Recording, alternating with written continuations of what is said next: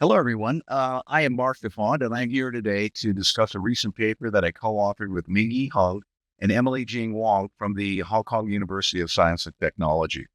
So in 2024, the SEC mandated U.S. public companies to disclose climate-related information. Now, presently, this rule is held up in the courts and it's not yet been implemented. But currently, most U.S. companies voluntarily issue sustainability reports. However, these reports have been heavily criticized for cherry picking the information, including the reports, and arguably this has resulted in disclosures that are inconsistent over time and non comparable across companies. Importantly, before its passage, a particularly contentious issue in this rule was the location of the climate related information.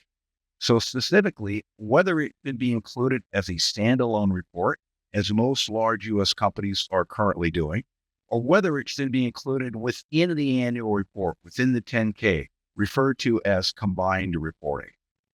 So the SEC mandate followed a similar but much more comprehensive mandate in the EU in 2017, known as the Non-Financial Reporting Directive, or NFRD for short.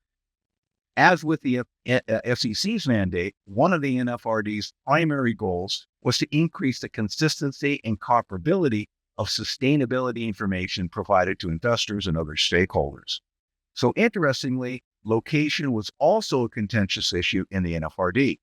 Now, ultimately, the NFRD resolved this by giving countries the choice of whether to require combined reporting, where they include their NFRD disclosures within their annual report, or to allow companies to choose whether to issue a combined report or a standalone report. In our study, we investigate whether institutional investors respond to the NFRD mandate and whether disclosure location affects their response. So our first research question simply addresses whether the NFRD tracks foreign institutional investors. So we examined foreign institutional investors because they tend to be highly sophisticated users, more likely to use NFRD disclosures compared to local investors, and are less likely to have access to local companies. So they should benefit differentially from these disclosures, these cross-border disclosures. So why would we expect investors to be attracted to companies with the new NFRD disclosure? Well, one reason is that there's a relatively large literature that shows that investors find sustainability-related disclosures useful in valuing companies. In addition, and importantly, the NFRD disclosure should reduce investors' processing costs. Specifically, the NFRD should increase investors' awareness of the sustainability information and reduce their costs of acquiring. So overall, this should improve investors' ability to compare the sustainability information across companies, and this increased comparability can reduce the cost of these foreign investors investing in NFRD companies. So why? But there's also tension in this prediction. Why might the NFRD not attract foreign institutional investors? Well, for one thing, most EU firms already voluntarily reported sustainability information prior to the NFRD, so the information may already be out there. In addition, the NFRD is principles-based, which may allow managers to cherry-pick the information they disclose and the context within which they report it. So finally, the NFRD information is also not required to be audited, so it may lack credibility. Our second research question addresses the location of the disclosure. Specifically, does the location affect investors' response to the NFRD? And in the paper, we have some disclosure examples of some of these combined disclosures that you can take a look at. So why might investors prefer standalone reports instead of combined reports? Now, in the debates leading up to the SEC's climate change disclosures, many arguments were presented. So one is that combined reporting would confuse investors by mixing financial and non-financial information.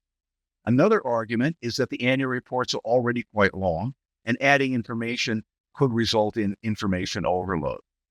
In addition, since the annual report comes out fairly soon after year end, there may not be enough time for companies to collect reliable sustainability information to include with their annual report.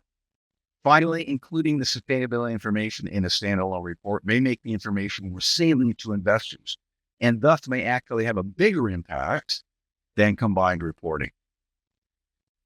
So Now let's consider why investors may instead prefer combined reports. So arguably, perhaps the most important reason is that combined reports reduce processing costs by including the NFRD information right alongside the financial information, making it easier for investors to integrate the sustainability information into the financial information. Second reason is that the NFRD information included in the annual reports is likely to be timely. Typically, standalone reports are issued quite a bit of time after the annual reports, making it difficult for users to combine that information with the financial information included in the annual report. And finally, these standalone reports are often criticized for being marketing tools. So by comparison, combined reporting may cause management to focus more on investor and other stakeholder information demands in their sustainability disclosures.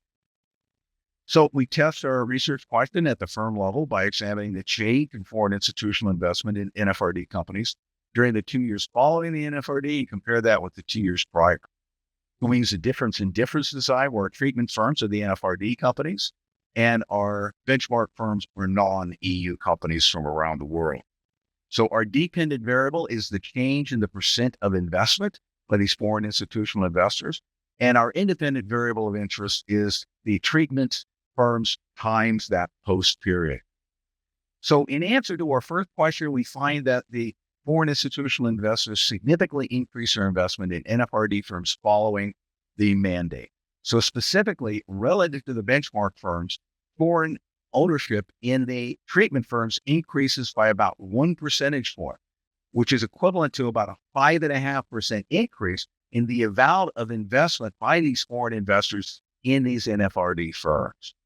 So we also find that this result is robust to a match or propensity score match sample. So in our second research question, we find that the increase in foreign institutional investors is found only in countries that require these combined reports. And it's not found in countries that allow standalone reporting. And the difference across those two is significantly different. So we then investigate the channels through which the NFR disclosures are likely to benefit investors. Test some of these assumptions we've made leading up to our prediction. So consistent with the critics of standalone report, we find that on average, they are issued 39 days following the annual report in firms in the post-NFRD period. So these were firms that issued standalone reports in the pre-NFRD period and the post period had to issue combined reports. So that time lag makes it difficult for investors to incorporate that information, the sustainability information to the financial information. In addition, we perform a text analysis on a sample of companies that issued standalone reports pre-NFRD and combined reports in post-NFRD.